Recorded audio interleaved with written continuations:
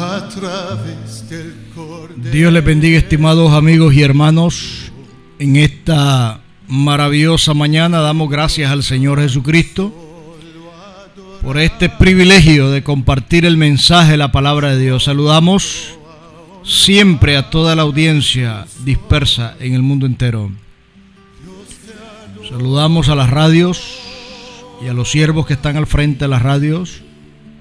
Radio Camino de Santidad, Boston, Massachusetts. La radio El Shaddai en Argentina. Bendito el nombre de Dios. Pasamos a la palabra de Dios. Mateo 8, versículo 5 en adelante. Entrando Jesús en Capernaum, vino a él un centurión rogándole y diciendo: Señor, mi criado está postrado en casa, paralítico, gravemente atormentado. Y Jesús le dijo: yo iré y le sanaré. Respondió el centurión y dijo: Señor, no soy digno de que entre bajo mi techo. Solamente di la palabra y mi criado sanará. Porque también yo soy hombre bajo autoridad y tengo bajo mi órdenes soldados. Y digo a este: ve y va, y al otro: ven y viene, y a mi siervo: haz esto, y lo hace. Al oírlo, Jesús se maravilló y dijo a los que le seguían: de cierto digo que ni aún en Israel he hallado tanta fe. Y os digo que vendrán muchos del oriente y del occidente y se sentarán con Abraham, Isaac y Jacob en el reino de los cielos. Mas los hijos del reino serán echados en las tinieblas de afuera, y será el lloro y el crujir de dientes. Entonces Jesús dijo al centurión: ve y como creíste te sea hecho. Y su criado fue sanado en aquella misma hora. Amado Dios, en el nombre de Jesús en esta mañana, te suplico ante el trono de tu gracia que tú me des las palabras adecuadas, necesarias para cada uno de los oyentes, y que tu palabra, una vez expuesta, predicada, y que salga a través de mis labios y recorra a través de estos micrófonos, nunca regrese vacía, sino que lleve el propósito por el cual tú la has enviado. Por los únicos méritos hechos en la cruz del Calvario, te lo pido y te lo ruego por los méritos de Jesucristo. Amén y amén. Bendito el nombre de Dios. El título de la predicación en esta mañana es: di la palabra. La Escritura dice en la carta de los Hebreos capítulo 4, versículo 12, que la palabra de Dios es viva y eficaz. Es más cortante que toda espada de dos filos, penetra hasta partir el alma y el espíritu, las coyunturas y los tuétanos, y cierne los pensamientos y las intenciones del corazón. ¿Qué es la palabra de Dios? Es viva y eficaz. El profeta Isaías habla en el capítulo 66, versículo 2. Mi mano hizo todas estas cosas, y así todas estas cosas fueron, dice Jehová, pero miraré a aquel que es pobre y humilde de espíritu y que tiembla mi palabra. La Biblia es la palabra de Dios. Hay algunos que dicen que la Biblia contiene la palabra de Dios, dando a entender que hay porciones que no son de Dios. Pero toda la Escritura es inspirada por Dios, y toda la Biblia es la palabra de Dios. Para aclaración, la palabra, una vez que se pronuncia, produce un efecto. No podemos decir que somos cristianos cuando hablamos cosas que no van de acuerdo a la palabra de Dios. Nuestra manera de hablar debe de ser de acuerdo a la palabra de Dios. El profeta Amós expresa en el capítulo 3, versículo 3, que no pueden andar dos personas juntas si no están de acuerdo. ¿Cómo vamos a estar con Dios hablando diferente a como Dios habla. Mateo 12, 36 y 37 dice: mas yo digo que toda palabra ociosa que hablen los hombres de ella darán cuenta en el día del juicio, porque por tus palabras serás justificado y por tus palabras serás condenado. Hay muchos mensajes y enseñanzas de hombres y mujeres de Dios a través de la red digital.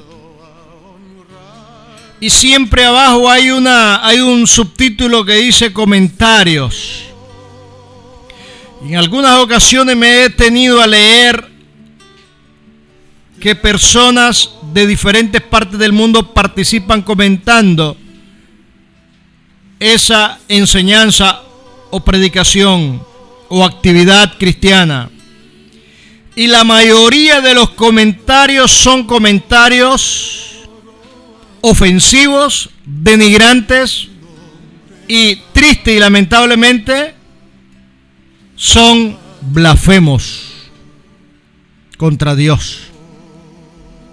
Ellos no saben que de toda palabra ociosa se dará cuenta en el día del juicio. Qué importante es conocer la palabra de Dios. Había un hombre gentil, impío, pero temeroso de Dios, que era un centurión, un oficial del ejército romano, del cual Jesús llega a Capernaum.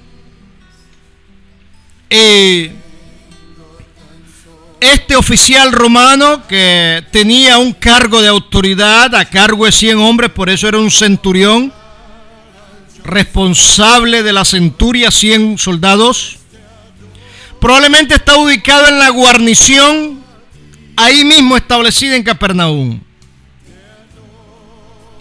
Amaba a los judíos y le había construido una sinagoga.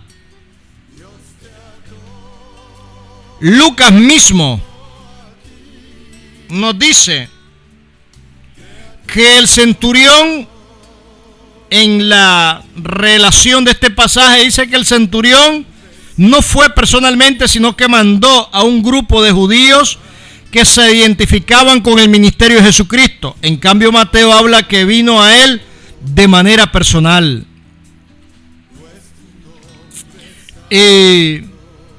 Envió, dice Lucas, a ancianos judíos a suplicarle a Jesús un favor, diciéndole: mi criado está postrado en casa, paralítico, gravemente atormentado. Está, en otras palabras, enfermo. La palabra criado en el griego viene de doulos, que significa esclavo. Probablemente haya sido el único sirviente que tenía el centurión, una persona a quien el centurión amaba, protegía con mucho esmero y amor. De igual manera era recíproca la actitud del siervo hacia su amo. Y el centurión está preocupado porque su criado está grave. Inmediatamente que Jesús escucha la solicitud, no duda en ir a la casa del centurión y le responde: yo iré y le sanaré. En esa situación, dice Mateo que el centurión, siendo gentil, tenía una fe más grande y profunda que la de los judíos.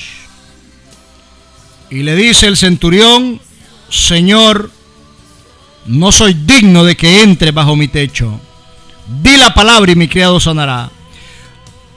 Está revestido de una profunda humildad. Él sabe que, de acuerdo al libro de Levítico, ningún judío debía entrar en la casa de un gentil. Él conocía parte de la ley. Y Jesús se asombra cuando le da la explicación de la autoridad del centurión. No he hallado en Israel tanta fe. Hay dos casos en la Biblia de la cual Jesús se asombra. En el caso de aquella cananea y en el caso de este gentil centurión romano. Pero también Jesús manifiesta asombro de los judíos de Nazaret que no creían en él. Más bien, nunca Jesús se asombró de la fe de los judíos como la de este centurión, sino que se asombró Jesús de la duda y de la incredulidad de los judíos. Triste y lamentablemente el caso cuando no se quiere creer y obedecer la palabra. Lucas dice que el centurión envió a otros a decirle de que no era necesario que entrara a su casa.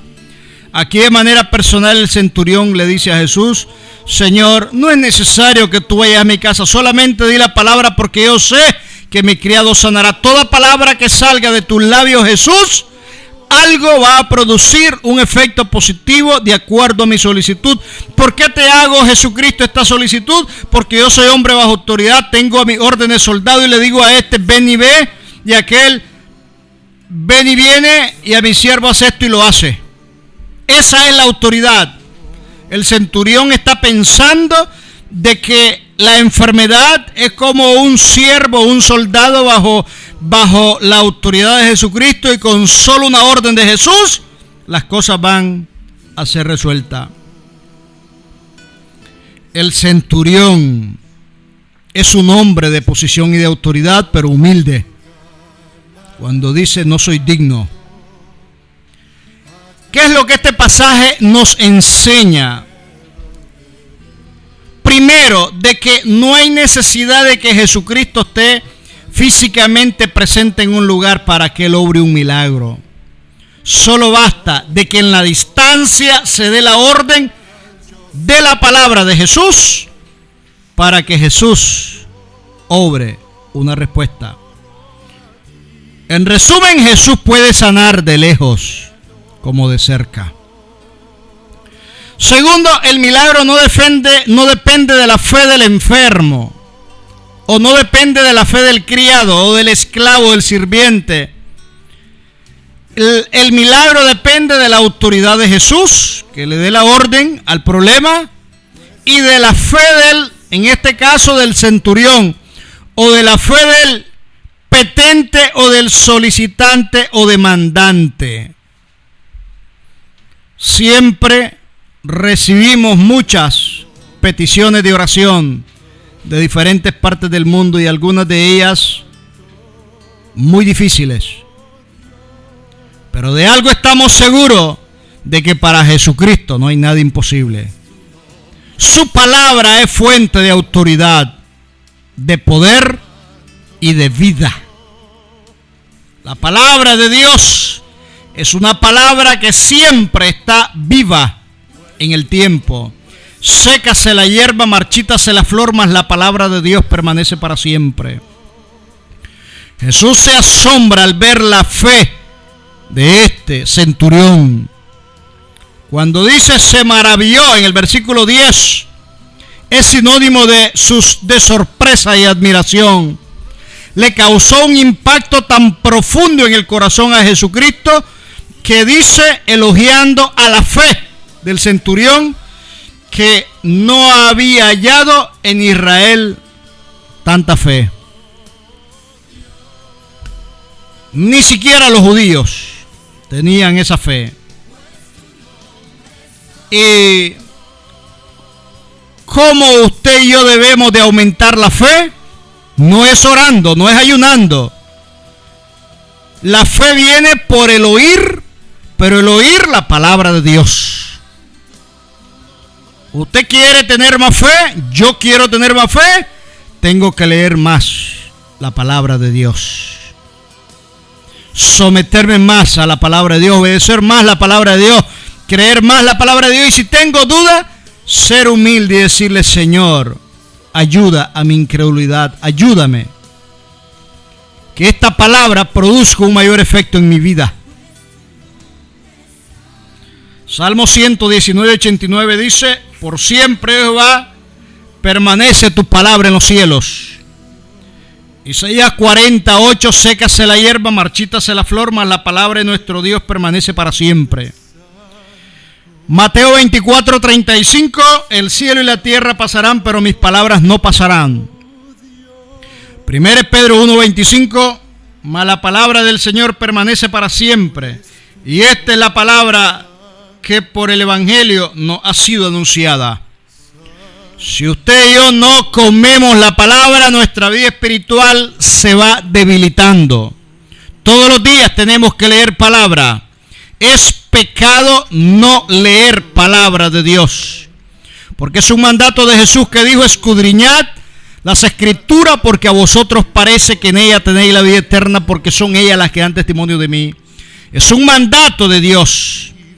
Pero hay personas que ya no pueden leer palabra de Dios porque están afectadas de salud en su vista. Pero no hay excusa.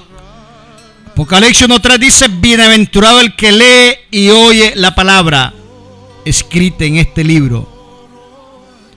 Ahora venden aparatitos que usted puede comprar, adquirir, y pone un CD, un aparato ahí para que usted escuche la palabra y se deleite escuchando esa palabra en su teléfono, en su tableta, en diferentes medios electrónicos. No hay excusa. Es bienaventurado el que lee como el que oye la palabra de Dios. Job 23:12 dice: del mandamiento de sus labios nunca me separé, guardé la palabra de su boca más que mi comida. Salmo 119:103: cuán dulces son a mi paladar tus palabras más que la miel a mi boca. 1 Pedro 2:2: desead como niños recién nacidos la leche espiritual no adulterada, para que por ella crezcáis para salvación. 2 Timoteo 3:16: toda la escritura es inspirada por Dios y útil para enseñar, para redarguir, para corregir, para instruir en justicia. 2 Pedro 1:21: porque nunca la profecía fue traída por voluntad humana, sino que los santos hombres de Dios hablaron, siendo inspirados por el Espíritu Santo. Romanos 10:8: mas ¿qué dice? Cerca de ti está la palabra en tu boca y en tu corazón. Esta es la palabra de fe que predicamos. La salvación se acepta por fe. Cuando confesamos la palabra de Dios y creemos de que Jesús murió en la cruz del Calvario por nuestros pecados. Por fe aceptamos la sanidad, por fe aceptamos la respuesta de Dios en Cristo Jesús de todas las peticiones que le hacemos al Señor conforme a la voluntad del Señor. Jesús dijo: todo lo que pidiereis al Padre en mi nombre, yo lo haré. La guerra me obligó, junto a mi familia, en la década de 1980, salir del lugar de donde vivíamos en la costa atlántica y emigrar hacia el Pacífico. Llegamos a la ciudad capital, Managua, en 1985. Las condiciones políticas, económicas, sociales eran difíciles. No había comida, no había bebida, no había ropa, no había trabajo. Muy difícil. En esa situación de pobreza extrema, Dios me permitió en su misericordia alcanzarme para Jesucristo un mes de octubre como el que estamos actualmente en el mes presente. Pero no había trabajo. Y Dios me abre puerta y empiezo a trabajar. Muy arduo y duro el trabajo. Trabajaba todo el día, desde la mañana hasta la tarde. Y un día dije en mi corazón: yo no voy a estar toda la vida trabajando aquí, porque mi cuerpo se va desgastando, se va cansando del arduo trabajo.